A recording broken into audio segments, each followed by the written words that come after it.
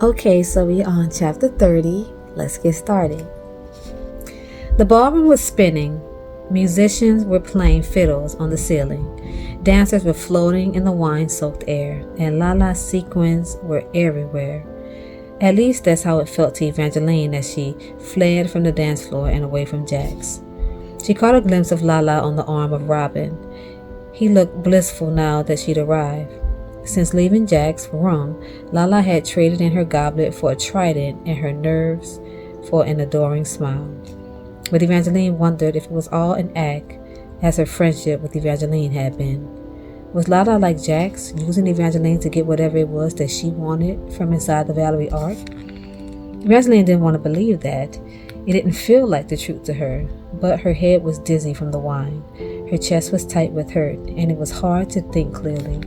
All she knew was that she didn't think she could take another betrayal. They just wanted one person to trust. She just wanted one person to trust. Was that too much to ask? You look as if you could use some fresh air, Petra said. She linked arms with Evangeline before she could nod. Petra was dressed as one of the figures that Evangeline didn't recognize.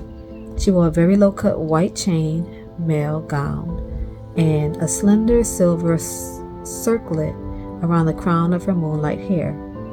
"Come with me," she coaxed. "I know a secret way out of here." Evangeline's stomach clenched as Petra led her toward a fountain spilling sparkling mead. She still didn't like or trust that girl.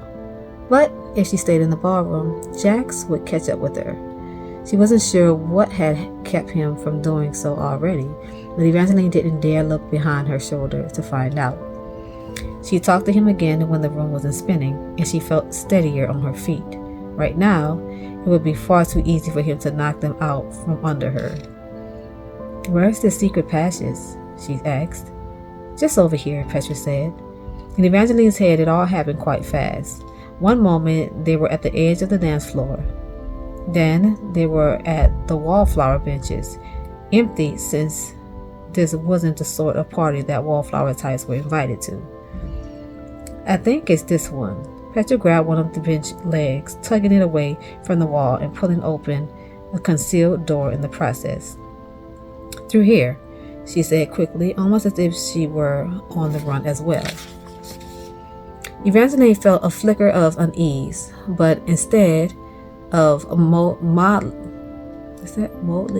moldly stones and cobwebs, the other side was reassuringly bright. All torchlit, white plaster walls formed of sculptures of slaughterwoods from the past. Or at least Evangeline hoped they were sculptures. A few carvings they passed looked so lifelike.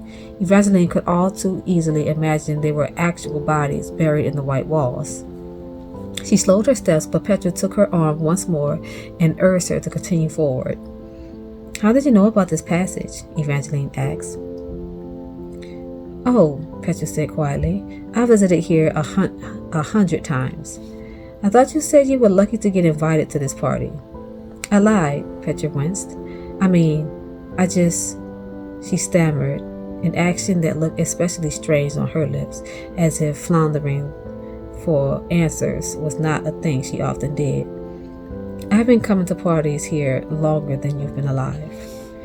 Evangeline felt another clench in her gut. Then she felt the myrtle stone burning hot beneath her eyelet dress.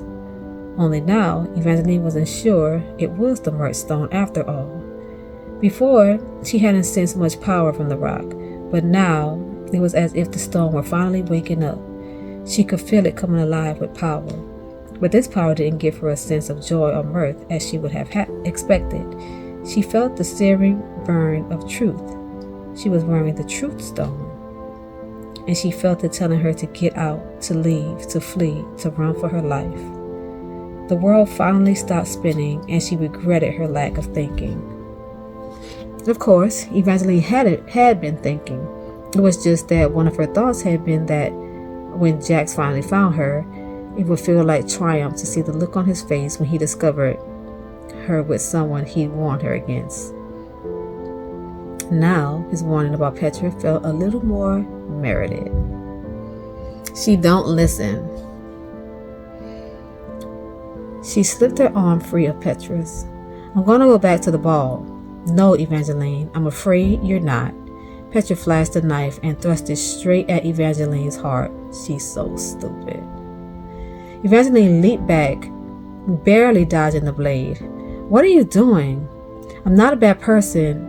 I don't want to die, but I don't want to die. Petra lunged again, and she might have struck, but her chain-mail gown was clearly slowing her down. Evangeline skirted the blade and grabbed for the other girl's wrist. She'd rather risk a slice in the hand than one to the throat, but Petra's hair was everywhere. Instead of a blade or wrist, Evangeline caught a handful of her moonlit locks. She yanked the hair. It was just one tug, but the entire, glowing mane came off. Evangeline gasped. It was fake. Petra's real hair was a pile of pink, made of strands of rose, with hints of gold. Your hair, it's just... Evangeline was going to say it was just like hers, but Petra didn't give her the chance. She pulled a second knife from the folds of her gown. Evangeline threw the wig at Petra's face, buying herself a heartbeat of time. Her head was telling her to flee, but she was getting very tired of people trying to kill her. Instead of running, she launched herself at Petra, grabbing her wrist while the girl was still blinded. Why are you trying to murder me? The stone Evangeline wore surged once more with heat as she spoke. Petra thrashed, still holding both knives, and shook the wig from her face. Sweat plastered rose gold hair to her forehead, and anger mottled her cheeks as she fought both Evangeline and the power of the truth stone. I know you're also a key, and if I don't kill you, you'll kill me for my stone. What stone do you have? The Ute stone. Ugh. Petra glared at the chain around Evangeline's neck. Stop asking me questions. Stop trying to kill me. I'm not your enemy. Yes, you are. Petra's shoulders sagged, and for the briefest moment, she stopped her struggle. I was just like you once. I was married to a prince until I was accused of a crime I didn't commit. Then I learned about the prophecy, and I thought I was special, that everything had happened to me for a reason. I was the key, the one girl crowned in rose gold who could unlock the Valerie Ark. She shook her head and laughed without joy. But neither of us are special, Evangeline. We are just tools others use. In fact, I bet they don't even let you use the stones that you found. Chaos wouldn't let me use the one I managed to discover. Evangeline tried not to react. Chaos had told her that last key had died. He said it had happened because the luck stone had made her reckless. But Evangeline didn't think that Petra could be lying with the truth stone so near. How did you know I'm working with Chaos? Because I worked with him. I found Chaos the luck stone, Petra said, but he didn't trust me with it. He locked it away to keep it safe, rather than to keep me safe. So when I found the youth stone and realized that with it I could stay young and live forever, I faked my death and disappeared. Her smile turned triumph. It was only then that I learned what all four stones could do together. But I'm guessing they didn't tell you that part, did they? Is that why you're trying to kill me, so that you can get all four stones? No. Petra's head reared back, and she looked entirely offended. I just want to keep my stone. I'm telling you this so that you know you can't trust them. But I can already see you're way too trusting. Petra's eyes shone with something sad right before she pressed all her weight against Evangeline's hands and slammed her body against the opposite wall. Her teeth clacked as her head hit one of the statues. Please stop this, Evangeline cried, still struggling to hold Petra's wrist. She didn't want to hurt her, but Petra wouldn't stop fighting.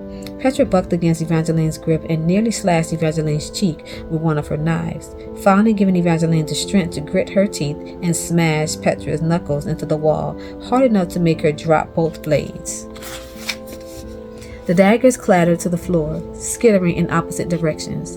Evangeline didn't want to scramble for one, but Petra didn't hesitate to dart for the other and stalk after Evangeline. She wasn't going to give up. Evangeline wondered if this was why she'd seen Petra sneaking around last night, and she hadn't been coming for Jack's room, but from Evangeline's because she hoped to murder her in her sleep. The torches flickered with each step Petra took, smoke snaking through the shrieking the shrinking space between them. Stop, please. Evangeline's hands were slick with sweat and dread, but she grabbed the other knife and held it like a shield. I'm really not a bad person, Petra repeated, and for a second her eyes looked truly sorry, but she didn't stop her steps or lower the knife. It's not that I want to do this, but as soon as I saw you here, I knew.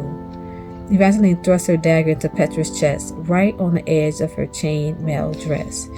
Petra made the worst sound Evangeline had ever heard, or maybe it was just the awful ringing in her ears, the sudden flash of horror and regret that swallowed her as soon as she thrust the knife. This wasn't what she wanted. She wanted to pull it out. She wanted to take it back. A laugh gurgled up from Petra's throat as blood leaked from her chest. I was once like you, but now you're just like me.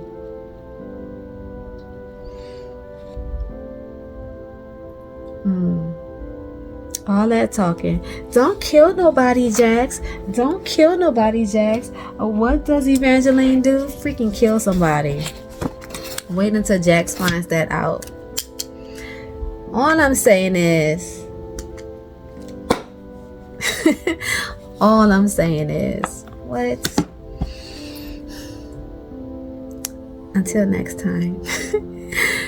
Good night.